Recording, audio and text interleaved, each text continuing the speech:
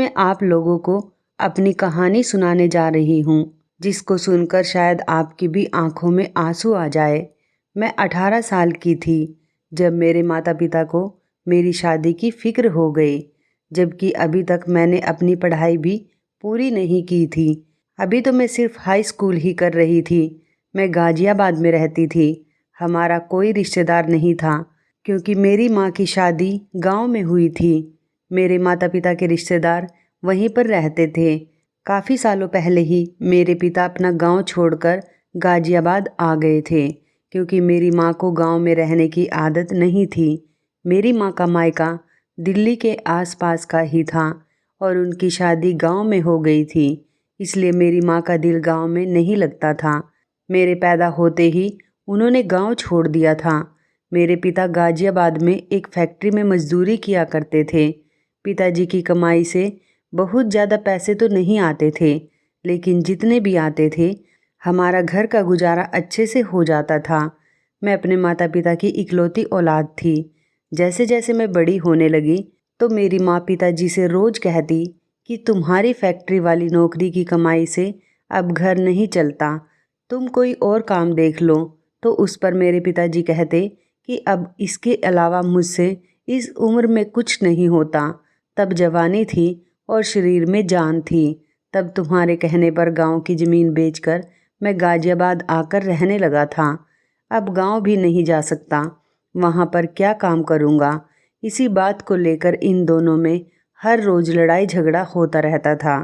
माँ और पिताजी को इस तरह से लड़ता हुआ देखकर मेरा दिल पढ़ाई से भी हटता जा रहा था।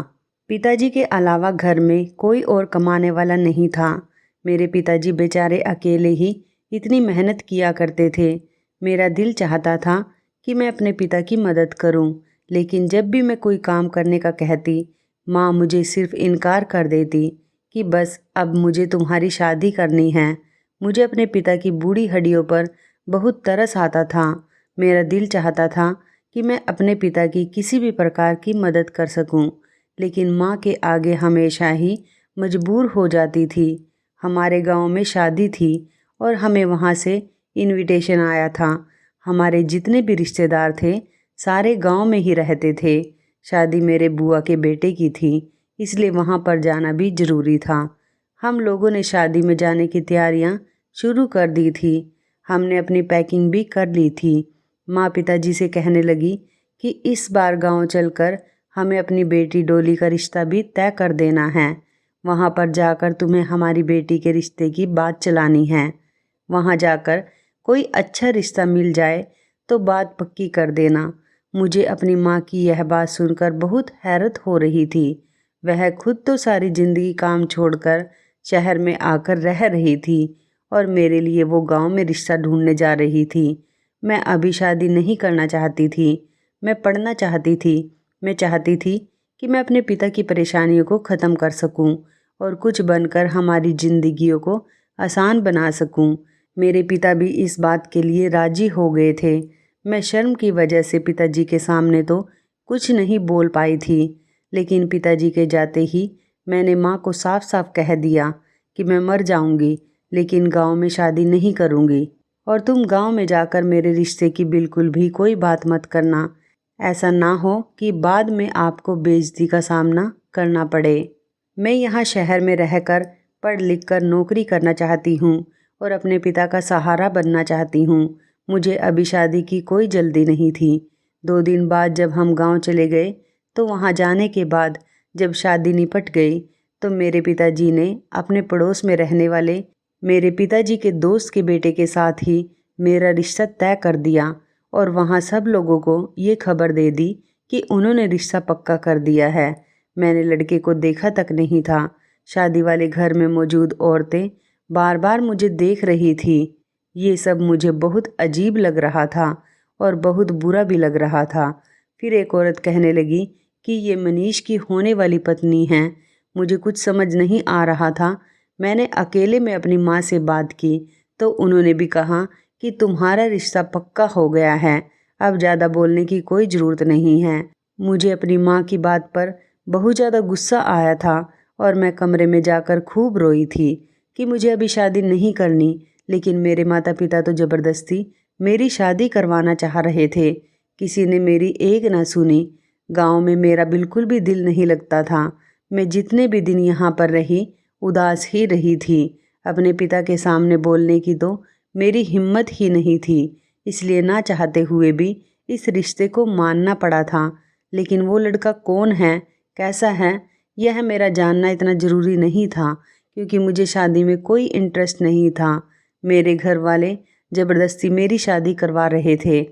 मेरे बुआ के बेटे की शादी ख़त्म हो गई तो हम लोग वापस अपने घर आ गए थे। यहाँ पर हर रोज़ मेरी माँ पिताजी से मेरी शादी के इंतज़ाम के बारे में कहती रहती थी। ये बातें सुनकर मेरे पिता परेशान हो जाते थे और उनके चेहरे पर परेशानी भरे एक्सप्रेशन देखकर मेरा दिल बहुत दुखता था। मेरे पिता गरीब थे और मेहनत मजदूरी करके घर का खर्च चलाते थे, लेकिन फिर भी ना जाने क्यों उन दोनों को मेरी शादी कितनी जल्दी पड़ी थी। मेरे पिता की कमाई से कुछ भी नहीं जुड़ पा रहा था, तो इसलिए वो दिन ब दिन और ज़्यादा परेशान रहने लगे थे। एक दिन मेरे पिता ने माँ को बताया कि उनके कुछ दोस्त विदेश पैसा कमाने के लिए जा रहे हैं, क्यों ना मैं भी उनके साथ विदेश चला जाऊं और वहां जाकर मैं तुम लोगों को पैसे भेजता रहूँगा। तुम मेरी बेटी का दहेज जोड़ लेना।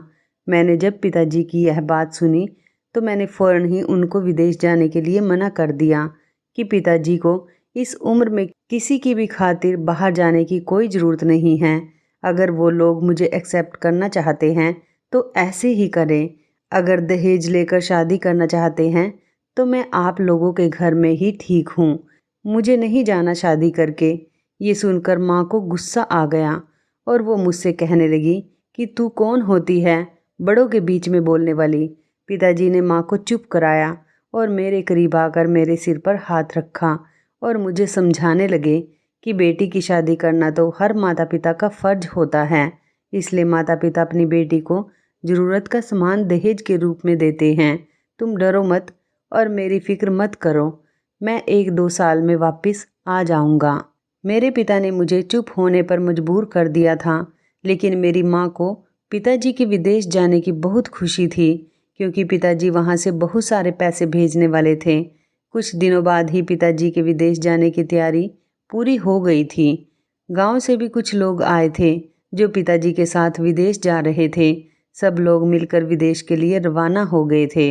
पिताजी को इतने दिनों के लिए जाता हुआ देखकर मेरी आंखों से आंसू नहीं रुक रहे थे।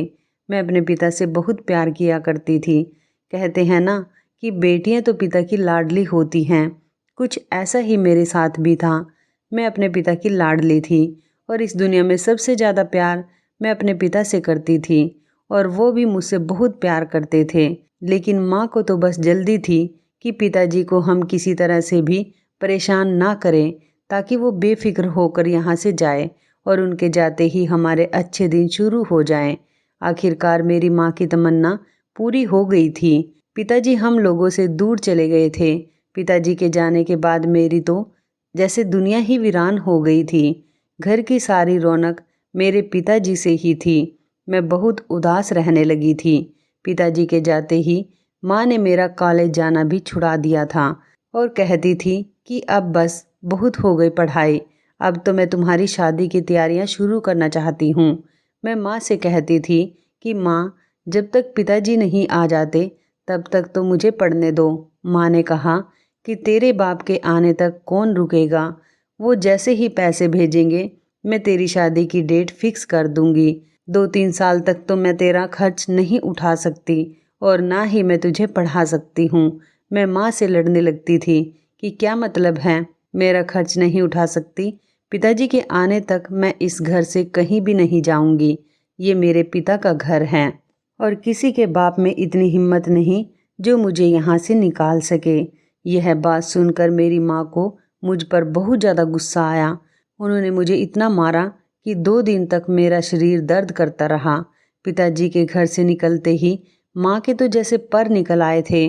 उन्होंने मेरी पढ़ाई भी छुड़वा दी थी और सारे घर का काम मेरे सर पर डाल दिया था। खुद तो बस मोहल्ले के घरों के चक्कर काटती रहती थी, कभी इस घर के तो कभी उस घर के। बस तैयार होकर घर से निकल जाती थी। दोपहर को आकर खाना खा लेती और उसके बाद थोड़ा आराम करने के बाद फिर शाम के टाइम पर पड़ोस के घरों में जाकर बैठ जाया करती थी और मैं सारा सारा दिन घर में अकेलेपन का शिकार होती रहती थी। माँ को घूमने फिरने से ही फुर्सत नहीं थी। घर से लेकर बाहर तक के सारे काम अब मैं करने लगी थी। घर में खाना बनाना और घर में जब खाना बनाने के लिए राशन ख़त्म हो जाता था उसकी जिम्मेदारी भी मुझ पर ही थी। एक दिन मैं घर का सामान लेने के लिए बाजार जा रही थी। एक लड़के की दुकान हमारे गली के नुक्कड़ पर ही थी। उस दुकान पर लड़का बैठा हुआ था। वो लड़का नज़र भर कर मुझे देख रहा था। जैसे ही मेरी नज़र उस पर पड़ी मैंने देखा कि वो मुझे घूर रहा है। उसके बाद मैं जब मार्केट से वापस आई तो तब भी वो मुझे ही देख रहा था। बड़ी मुश्किल से मैंने उससे अपनी नज़रें चुराई और अपना सामान लेकर घर वापस लौट आई थी। वो घर तक मुझ पर नज़र रखे हुए था। मैंने फ़ौरन ही अंदर जाकर गेट बंद कर लिया। जब भी मैं घर से निकलती थी वो मुझे अजीब अजीब नज़रों से देख रहा होता था। उसके बारे में मैं अपनी माँ से भी कुछ नहीं कह सकती थी। माँ तो ये बात सुनते ही मेरा जीना दुश्वार कर देती। तंग आकर मैंने घर से बाहर निकलना तक छोड़ दिया था। वो लड़का जब भी मैं घर से बाहर निकलती थी तो अपनी दुकान पर बैठा हुआ मुझे गौर से देखता था। अब तो आने जाने वाले लोगों को भी शक होने लगा था। एक दिन मैं घर की छत पर खड़ी हुई थी तो उसने मुझे इशारा करते हुए एक कागज़ पर कुछ लिखकर मेरी तरफ फेंक दिया। मैं घबरा गई। मुझे बहुत ज़्यादा डर लग रहा था, लेकिन उस कागज़ को पढ़े बिना मुझे सुकून भी नहीं आ रहा था। मैंने उस कागज़ को उठाकर खोला तो उसने उस कागज़ के थ्रू मुझे प्रपोज किया था। उसमें लिखा हुआ था, मैं कोई बुरा लड़का नहीं हूँ, बस तुम मुझे इतनी पसंद आ गई हो कि दिल के हाथों मजबूर होकर मैंने ये कदम उठाया है। एक बार बात करने का मौका दे दो, फिर तुम जो कहोगी मैं वो करूँगा। मैं तुम्हारी खातिर कुछ भी करने के लिए तैयार हूँ। मैंने सोचा इसे जान छुड़ाने का कोई और अच्छा तरीका नहीं है। मैंने सोचा उसे बता दूंगी कि मेरी एंगेजमेंट हो चुकी है तो उसका दिल खुद ही टूट जाएगा और वो मायूस होकर यहाँ से चला जाएगा और मेरा पीछा भी छोड़ देगा। मैंने एक दिन माँ के घर से निकलते ही मौका पाकर उसे इशारे से घर के अंदर बुला लिया और उसके अंदर आते ही मैंने झट से दरवाजे को अंदर से बंद कर लिया तो वो बुरी तरह से कांप रहा था। मैं लड़की थी लेकिन मुझसे ज़्यादा उसे डर लग रहा था। मैंने उसे रिलैक्स होने को कहा और कहा कि बताओ तुम मुझसे क्या बात करना चाहते हो। तो उसने कहा कि जिस दिन से उसने मुझे देखा है दिल के हाथों मजबूर होकर रह गया है। न दिन को सुकून मिलता है न रात को चैन। रात रात भर इसी इंतज़ार में गुजार देता है कि कब दिन निकले और वो मेरा दीदार कर सके। उसने कहा कि डॉली मुझे गलत मत समझना, मैं तुम्हारा नाम और तुम्हारे बारे में अच्छी तरह से जानता हूँ। मैं कोई धोखेबाज और झूठा इंसान नहीं हूँ, लेकिन मोहब्बत तो मोहब्बत है, हो ही जाती है और जिससे हो जाती है इंसान उसके हाथों मजबूर हो जाता है। मैंने उससे कहा कि तुम मेरे बारे में सब कुछ जानते हो, लेकिन शायद ये नहीं जानते कि मेरा रिश्ता हो चुका है। मेरी शादी मेरे पिता के दोस्त के बेटे के साथ हो रही है और मैं यहाँ से शादी होने के बाद गांव चली जाऊंगी। मेरा ससुराल गांव में ही है। मैं अपने माता पिता की इज्जत का बहुत ख्याल करती हूँ। तुम्हें किसी के सहारे पर नहीं रखना चाहती ताकि मैं तुमसे किसी तरह का झूठ बोलूँ और कुछ दिन के लिए तुमसे रिलेशनशिप बनाकर मैं तुम्हें धोखा नहीं देना चाहती। ये सब सुनकर वो थोड़ा सैड हो गया था, लेकिन मेरा सच बोलने से वो बहुत ज़्यादा खुश हुआ था। उसने बताया कि ये नुक्कड़ वाली दुकान उसके पिता की है। कभी कभी वो उस दुकान पर बैठ जाता है और वहीं उसका घर भी है। उसने बताया कि मेरे परिवार में मैं और सिर्फ मेरे पिता हैं। हम दोनों इसी दुकान से अपना गुजर बसर करते हैं, लेकिन हम दोनों की ज़िंदगी बहुत अच्छी गुजर रही है। मेरी शादी हो जाएगी तो शायद घर में कोई औरत आ जाएगी। मेरी माँ काफ़ी सालों पहले गुजर चुकी है और मेरी बहन की शादी भी 2 साल पहले ही हो गई। उसने कहा कि ज़िंदगी में अगर कभी भी कोई काम या कोई ज़रूरत हो तो तुम मुझे ज़रूर याद करना। भले ही तुम मेरी किस्मत में तो नहीं हो, लेकिन मेरे दिल में हमेशा रहोगी। मैंने उसकी फीलिंग्स की कदर की और वो बेचारा थोड़ी देर के बाद मेरे घर से खुद ही चला गया था। हम दोनों के बीच बहुत रिस्पेक्ट के साथ बात हुई थी। वो मुझे आम लड़कों से बिल्कुल अलग लगा था। मैं जब उसे गली में खड़ा हुआ देखती थी तो समझती थी कि वो कोई आवारा या फिर लोफर टाइप का लड़का होगा जो मेरे पीछे पड़ा हुआ है। लेकिन उसके साथ बात करके मुझे एहसास हुआ था कि सच में मुझसे कोई इतनी मोहब्बत भी कर सकता है। ये सब सोचकर मेरी भी आंखें भर आई थी और जब जाते टाइम वो मुझे गुड बाय बोल कर गया तो मैंने उसकी आंखों में भी आंसू देखे थे। वो मुझे सच्चे दिल से चाहने वाला इंसान लगा था और इतने अच्छे इंसान को गंवाने का मुझे बहुत दुख हुआ था। इसके बाद भी जब मैं घर से किसी काम के लिए निकलती थी तो वो मुझे अपनी दुकान पर बैठा हुआ दिख जाता था। उसके दुकान के आगे से निकलते हुए मुझे भी अपनी आंखों पर काबू करना नहीं आता था। मैं किसी न किसी बहाने उसे निगाह उठाकर देख ही लेती थी। जब मैं उसे देखती थी तो वो मेरे दिल की गहराइयों तक उतर जाता था। वो बहुत ही अच्छा लड़का था और शरीफ था। उस दिन के बाद उसने कभी मुझे तंग नहीं किया था और ना ही कभी उस दिन के बाद उसने मुझसे दोबारा बात करने की कोशिश की थी। बस कभी कभी हम दोनों की नज़रें एक दूसरे की नज़रों से मिल जाया करती थी। जाने अनजाने मुझे भी पता नहीं चला कि कब मैं उसको पसंद करने लगी थी और मेरे दिल में भी उसके लिए मोहब्बत जागने लगी थी। लेकिन पिता की इज्जत की खातिर मैंने अपनी फीलिंग्स पर कंट्रोल किया। मुझे सिर्फ़ और सिर्फ अपने पिता की इज्जत की परवाह थी। मेरे पिता दूसरे देश में मेरे लिए मेहनत कर रहे थे। मैं उनकी इज्जत पर कैसे आँच जाने दे सकती थी। इसलिए मैंने अपने दिल को संभाल लिया था कि वो मुझे कितना भी चाहता हो और अच्छा लगता हो, लेकिन मेरी किस्मत मेरे पिता के फैसले की मोहताज है। फिर कभी मेरी ना उससे बात हुई और ना ही ज़्यादा मैंने जान पहचान बढ़ाई। बस आंखों ही आंखों में आंखों की ज़रूरत पूरी होती रही। इसी तरह से आगे 4 महीने तक ऐसा ही चलता रहा और 4 महीने बाद पिताजी ने विदेश से काफ़ी सारा सामान और मेरे दहेज के लिए काफ़ी सारे पैसे भी भेज दिए थे। मेरी माँ ने अकेले ही मेरी शादी करने का फ़ैसला कर लिया था और मेरी ससुराल में कह दिया था कि वो लोग कुछ लोगों को लेकर मेरे घर बारात लेकर आ जाए। मैंने अपनी माँ को शादी करने के लिए बहुत रोका कि पिताजी के आने से पहले मुझ पर ये जुर्म मत करो। मुझे अपने माता पिता के आशीर्वाद के साथ विदा होना है। लेकिन मेरी माँ ने मेरी एक ना सुनी। कुछ दिन बाद गांव से कुछ लोग आकर शादी की डेट फिक्स करके चले गए। मैंने अभी तक लड़की की फ़ोटो तक नहीं देखी थी और दिन रात मैं रोती रहती थी। माँ ने पिताजी से कहकर अपना फैसला ज़बरदस्ती मनवा लिया। पिताजी ने फ़ोन पर बात की और शादी के लिए राज़ी होने को कहा। पिताजी मुझसे कहने लगे, मेरा आशीर्वाद हमेशा मेरी बेटी के साथ रहेगा। मैं हमेशा अपने पिता की बात के आगे झुक जाती थी और इस बार भी पिताजी के कहने पर मैं चुप ही रही थी और उनकी बात को मैंने मान लिया था। शादी की तैयारी बढ़ती गई। धीरे धीरे मेरा दम घुटने लगा था। कोई भी ऐसा इंसान नहीं था जो मेरी साइड ले सके, जो मुझे तसल्ली देता। मेरी माँ तो बस हर टाइम शॉपिंग करने में ही लगी रहती थी। वो पिताजी की कमाई को दोनों हाथों से लुटाने में लगी हुई थी। कुछ कपड़े मेरी शादी के लिए बनाती तो अपने लिए उससे डबल कपड़े लेकर आती थी। माँ ने पड़ोस में शादी का इनविटेशन भी देना शुरू कर दिया था और उन्हीं औरतों को अपने साथ शॉपिंग पर लेकर जाती थी। मेरी माँ ने मेरी कोई भी ख्वाहिश नहीं पूछी थी कि मुझे क्या पसंद है, मैं क्या ससुराल लेकर जाना चाहती हूँ, कुछ भी नहीं। बस वो मेरे सारे काम अपनी मर्जी से ही कर रही थी। वो बहाने से शॉपिंग पर निकल जाती थी और अपने दोस्तों के साथ होटल में खाना खा कर आती थी। पिताजी का पैसा माँ को बहुत अच्छा लग रहा था।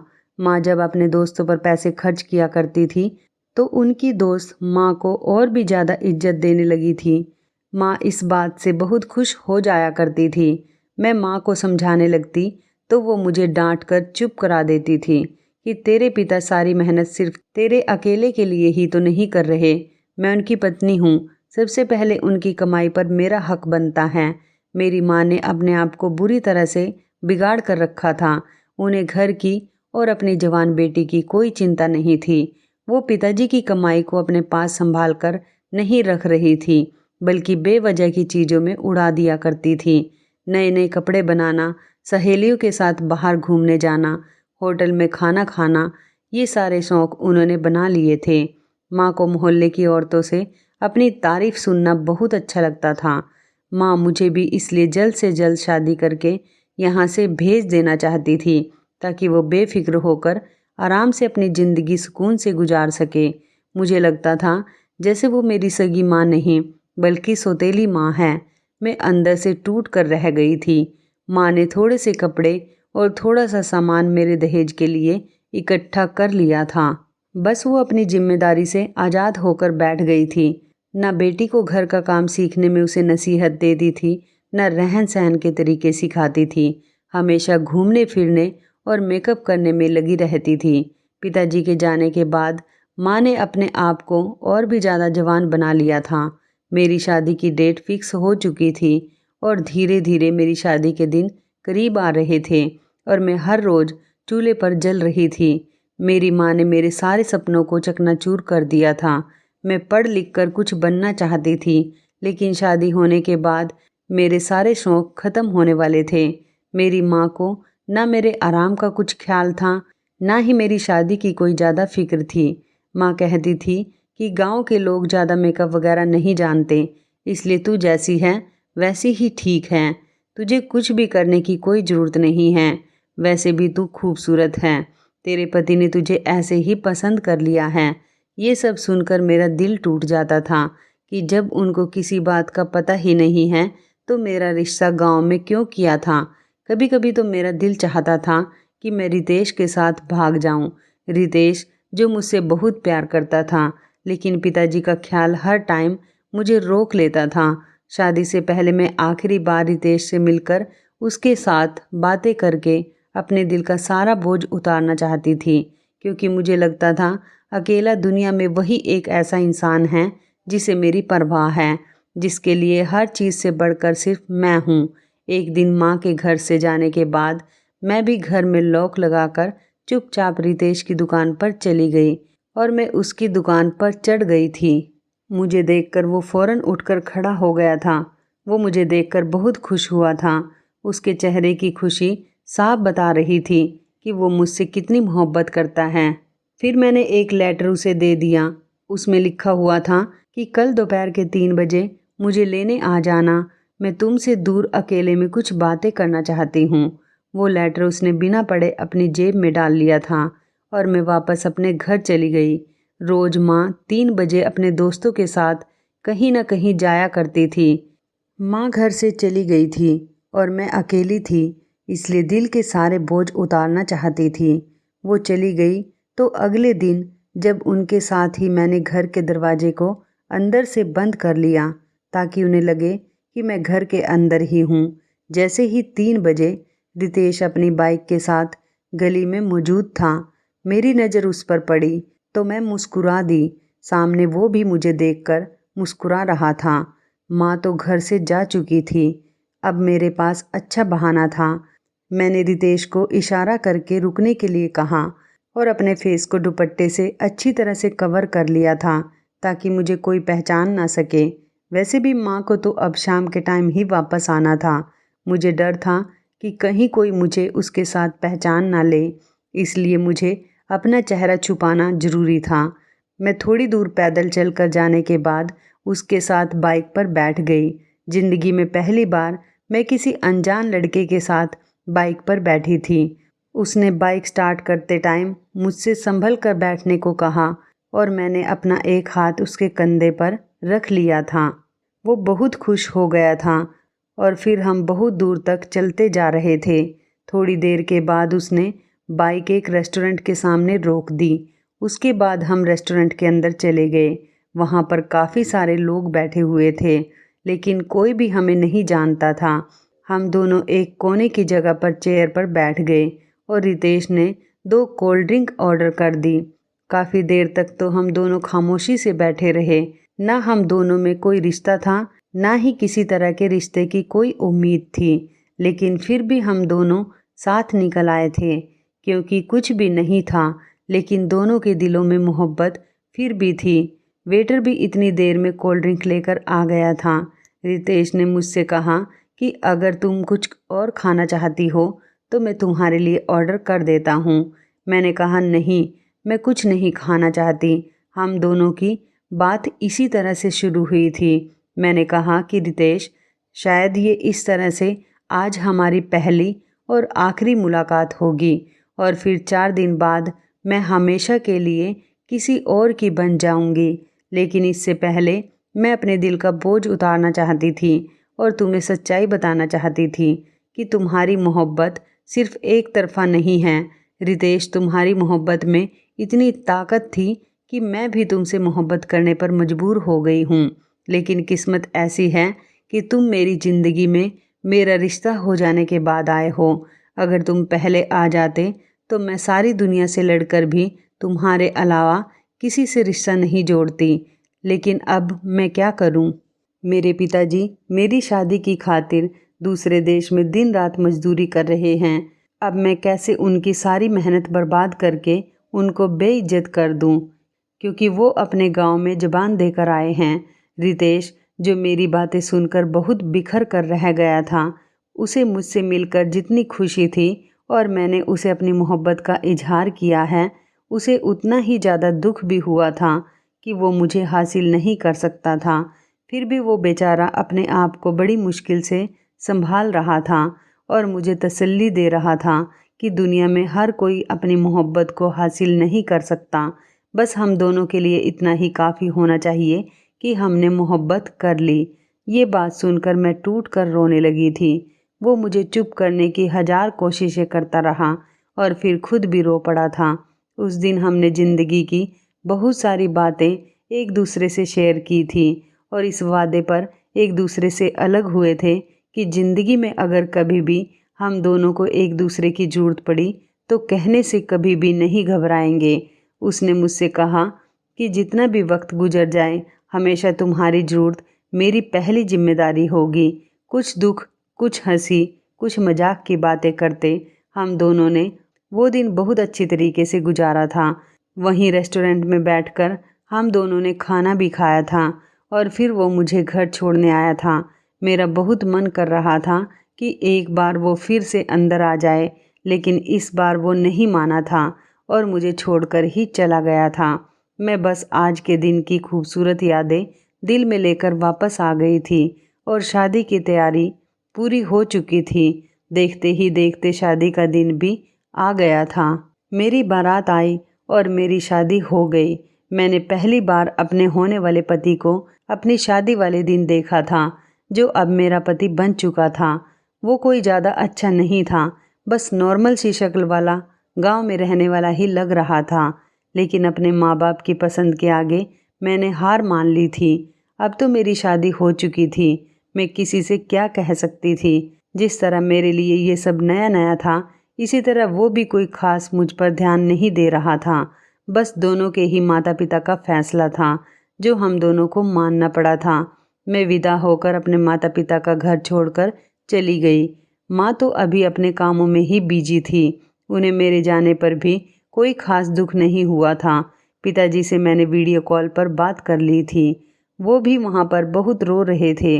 मैं दूल्हे के साथ गाड़ी में बैठी और सारे रास्ते रोती ही रही थी। उसने मुझे एक शब्द तसल्ली का भी नहीं बोला था। मेरी सास मुझे बार बार चुप कराई जा रही थी। गांव पहुंचकर मैंने अपने पिता के फैसले का मान रखते हुए पत्नी होने के सारे हक निभाए थे।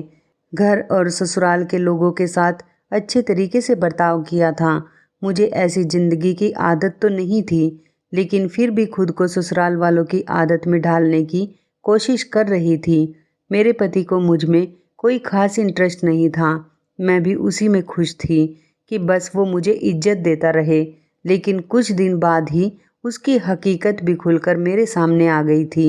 वो रात को काफ़ी टाइम तक लड़कियों के साथ बातें करता रहता था। वो मुझे इतना हक जताने ही नहीं देता था कि उसके साथ लड़ती या उसको इस गलत काम के लिए रोकती। उसे मेरी कोई परवाह ही नहीं थी। बस घर वालों ने ही मुझे घर का हिस्सा बना लिया था। मैं अपने पति की शिकायत सास से करती तो वो मुझे यह कहकर तसल्ली दे देती कि आजकल हर लड़के का यही हाल है, बस तुम इज्जत के साथ इस घर में बनी रहो। वो सारी लड़कियां तो टाइम पास के लिए है, असली घर की मालकिन तो तुम ही रहोगी। नई नई शादी है, पुरानी आदत तो धीरे धीरे ही जाएगी। मतलब उसके माता पिता को भी उसकी आदत का पता था। मेरी शादी को 4 महीने हो चुके थे और 4 महीने बाद ही मैं प्रेग्नेंट हो गई थी। सास तो मुझसे बहुत प्यार करती थी और जब से उन्हें पता चला था कि मैं प्रेग्नेंट हूँ, तब से उन्होंने मेरे हर नखरे उठाना शुरू कर दिया था। जब ये बात मेरी माँ को पता चली तो वो भी मुझसे मिलने के लिए मिठाई लेकर मुझे बधाइयाँ देने के लिए आई थी और जाते जाते कह कर गई थी, डिलीवरी के लिए अगर ये लोग तुमसे मायके आने के लिए कहें तो तुम खुद ही मना कर देना। कह देना वहाँ पर मेरी माँ अकेली है, यहाँ पर तो तुम्हारा पूरा ससुराल भरा हुआ है, हर कोई जिम्मेदारी उठाने वाला है। वहाँ कौन है जो तुम्हें संभालेगा। मैं अपनी माँ की बात को अच्छी तरह से समझ गई थी।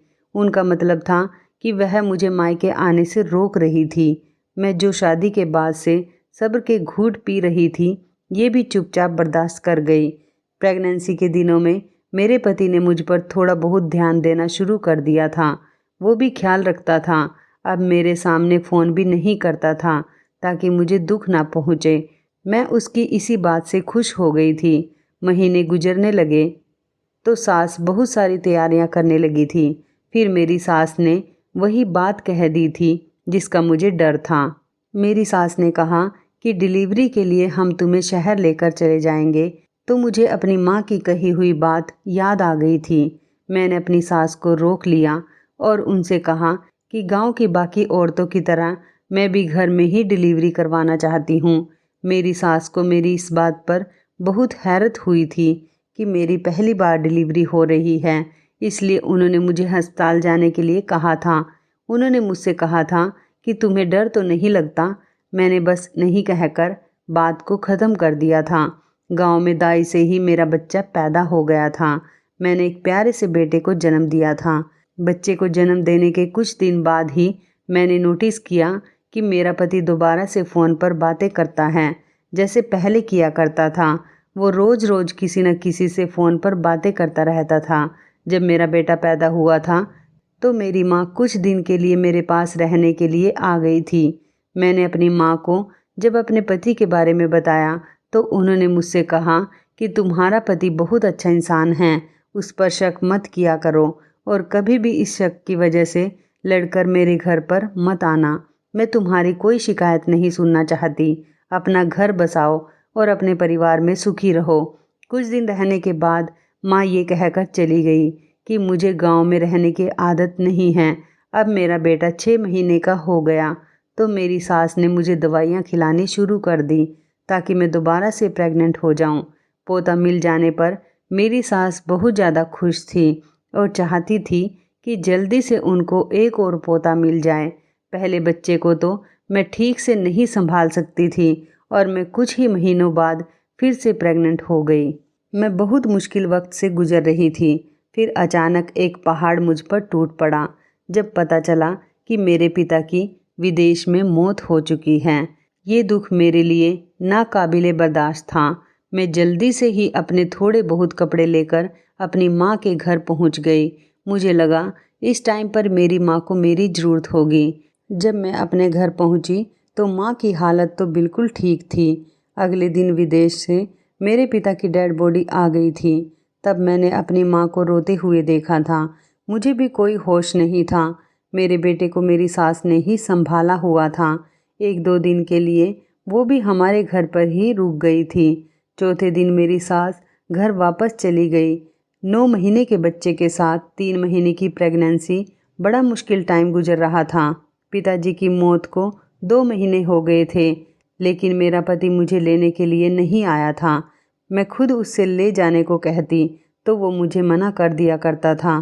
कहता था कि बच्चे की डिलीवरी तक अपने मायके में ही रह लो। लेकिन इधर मेरी माँ ने मेरा जीना दुश्वार कर रखा था कि अब हमारे यहाँ कोई कमाने वाला नहीं है, अब जल्दी से वापस अपने घर चली जाओ। जैसे तैसे बर्दाश्त करके उन्होंने मेरे 9 महीने घर पर पूरे करवा दिए थे। डिलीवरी का टाइम आया तो दूसरी मेरी बेटी पैदा हुई थी। ससुराल में से कोई भी मेरी बेटी को देखने तक नहीं आया था। मैं दो दो बच्चों को एक साथ अपना दूध पिलाती थी। इसके अलावा और कोई चारा नहीं था। मेरे बेटे के लिए कोई दूध तक लेकर आने वाला नहीं था। माँ कहती कि इसके पिता से इसका खर्च मंगवाओ और मैं अपने पति से कहती तो वो कहता कि अभी यहाँ पर वापस मत आना, बेटी का ख्याल वही शहर में रहकर रख लो, कुछ दिन बाद आकर मैं खुद तुम्हें ले जाऊँगा। वो मुझे टालता जा रहा था, लेकिन अब मैं खुद ही अपने दोनों बच्चों को लेकर गांव चली गई। गांव जाकर देखा तो ये देखकर हैरान हो गई थी कि मेरे पति ने अपनी गर्लफ्रेंड से शादी कर ली थी और मेरे हाथ में तलाक के पेपर थमाकर कह दिया था कि इस घर में तुम्हारे लिए कोई जगह नहीं। मैं अपने दोनों बच्चों को लेकर वापस शहर आ गई थी।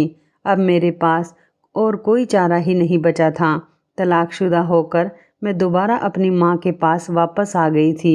मेरी माँ ने इधर खूब हंगामा कर दिया कि तेरी ही गलती होगी, तभी तो तेरे पति ने दूसरी शादी कर ली और तुझे अपने पति का घर नहीं छोड़ना चाहिए था और ना ही इधर रहने के लिए आना चाहिए था।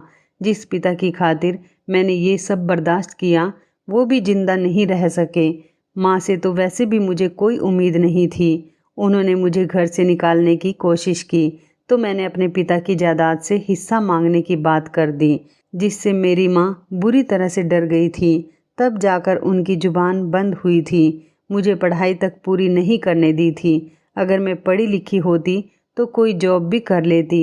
अपने बच्चों के सो जाने के बाद नौकरी की तलाश करने के लिए घर से निकल जाती थी, लेकिन मुझे कहीं भी नौकरी ना मिली। फिर एक दिन नौकरी की तलाश में मैं एक फैक्ट्री में जा पहुंची। वहां पर मैंने नौकरी के लिए पूछा, लेकिन उन्होंने कहा कि यहाँ पर रात को देखभाल और थोड़ी बहुत साफ सफाई करने के लिए एक लड़के की ज़रूरत है और रात को यहाँ सिर्फ आदमी ही ड्यूटी पर रहते हैं। एक लड़की होने के कारण मुझे ये नौकरी भी ना मिल पाई और फिर अगले दिन मैंने ये नौकरी पाने का तरीका ढूंढ लिया। मैं लड़का बनकर अगले दिन उस फैक्ट्री में नौकरी के लिए पूछने गई। तब उन्होंने मुझे काम पर लगा लिया। इस तरह से मैंने बहुत सारे धक्के खाए, तब जाकर मुझे नौकरी मिली थी। मुझे एक बड़ी सी फैक्ट्री में साफ सफाई और देख रेख करने की नौकरी मिल गई थी। मुझे यही नौकरी मिल सकती थी क्योंकि मैं इतनी ज़्यादा पढ़ी लिखी नहीं थी कि मुझे कोई अच्छी नौकरी मिल सकती। वहाँ पर नौकरी करते हुए मुझे 3 महीने गुजर गए थे। मैं अपने बच्चों को माँ के हवाले करके आ जाती थी। माँ मेरे बच्चों का कोई खास ध्यान तो नहीं रखती थी, लेकिन जब उनको पैसों का लालच हुआ तो वो मेरे बच्चों का ख्याल रखने लगी थी। मैंने अभी तक फैक्ट्री के मालिक को नहीं देखा था। एक दिन जब मैं मालिक के ऑफिस में सफाई करने गई तो ये देखकर हैरान रह गई कि कंपनी का मालिक और कोई नहीं बल्कि रितेश था। मैंने ऑफिस में रितेश की लगी हुई तस्वीर को देखा था। मुझे लगा कि शायद ये तस्वीर किसी ने ऐसे ही लगा दी होगी, लेकिन मुझे वहाँ के लोगों से पता लगा कि यही तो इस फैक्ट्री के मालिक हैं। अब मुझे रितेश से मिलने की बहुत चाहत होने लगी थी क्योंकि मैंने उसे 2 साल बाद फ़ोटो में देखा था। जैसे ही रितेश ऑफिस में आया तो मैं उसके सामने अपनी आंखों में आंसू लिए खड़ी हुई थी। रितेश भी मुझे अपने ऑफिस में देखकर हैरान रह गया था और मुझसे पूछा कि तुम यहाँ पर क्या कर रही हो। मैंने उसे बताया कि मैं तुम्हारी फैक्ट्री में 3 महीने से काम कर रही हूँ। रितेश ने कहा, लेकिन तुम यहाँ पर काम क्यों कर रही हो। मैंने उसको अपनी सारी कहानी बता दी कि शादी के बाद मेरे साथ क्या क्या हुआ था। ये सुनकर रितेश की आंखों में आंसू आ गए। वो मुझसे कहने लगा, मैं पिछले 3 महीने से काम के सिलसिले में शहर से बाहर गया हुआ था। अगर मुझे पता होता तुम मेरे ऑफिस में नौकरानी का काम कर रही हो तो मैं तुम्हें हरगिज़ ये काम करने नहीं देता। हमने तो वादा किया था ना कि हम एक दूसरे के मुश्किल वक्त में एक दूसरे का साथ देंगे। मेरे पिता का सपना था कि मैं अपने पैरों पर खड़ा हो सकूं। तुम्हारी शादी के बाद मेरे पिता की मृत्यु हो गई थी। उसके बाद मैंने अपने पिता के सपने को पूरा करने के लिए जी तोड़ मेहनत की। नौकरी की तलाश के लिए जगह जगह धक्के खाए। मेरी पढ़ाई तो पूरी हो चुकी थी। फिर उसके बाद मेरे मामा ने मेरा बहुत साथ दिया और आज देखो मैं इतना बड़ा बिजनेसमैन बन गया हूँ। मुझे तुम्हारी याद हमेशा आती थी, लेकिन मुझे यह नहीं पता था कि तुम मुझे इस तरह से मिलोगी।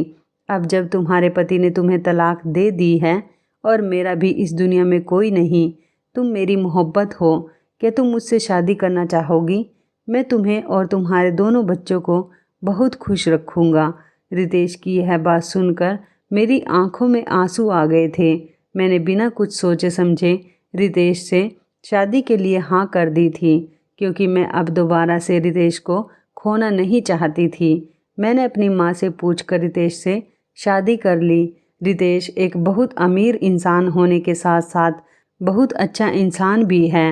रितेश ने मेरे दोनों बच्चों को एक्सेप्ट कर लिया और आज वो उनको सगे पिता की तरह प्यार करता है।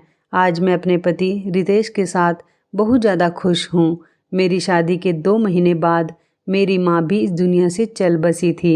रितेश ने मेरा बहुत साथ दिया। मैं रितेश से बहुत प्यार करती हूँ।